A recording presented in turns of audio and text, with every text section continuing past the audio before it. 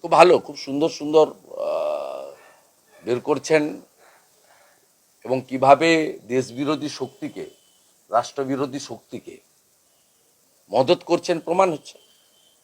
এই করেই এগরার খাদিকুলের ঘটনা, এই জন্যই আমডাঙ্গার বিস্ফোরণের ঘটনা, এই জন্যই রাজ্যের দিকে দিকে বিস্ফোরণের ঘটনা। এখানে 21 সালের পরে পশ্চিম ভাঙনবাড়ি, খেজুরি এবং নাড়ুয়া বিলাতে বলছে 4টে লোকের হাত পা উড়ে গেল, বলছে না চকলেট বোমে উঠেছে।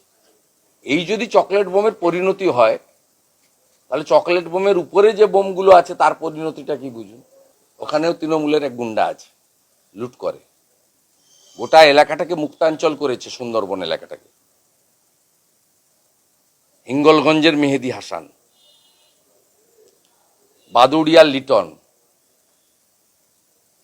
মিনাখার আয়ুব গাজী, ক্যানিংয়ের শকত মোল্লা, বাসন্তীর রাজা গাজী, ফলদার জাহাঙ্গীর। Same model.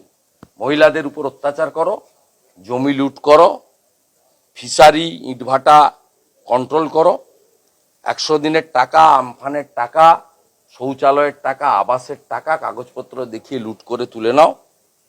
কোনো সরকারি টেন্ডার ওখানে হয় না, লুট আর বিনিময়ে তৃণমূলের হয়ে পঞ্চায়েত করো, পৌরসভা করো, লোকসভা করো, বিধানসভা করো। 60 ভাগ বুথে যেখানে ভোট হয় তৃণমূল হারে, 40 ভাগ বুথে যেখানে ভোট হয় না সেখানে তৃণমূলকে এরা জিতায়, এবং অদ্ভুতভাবে জেতায়।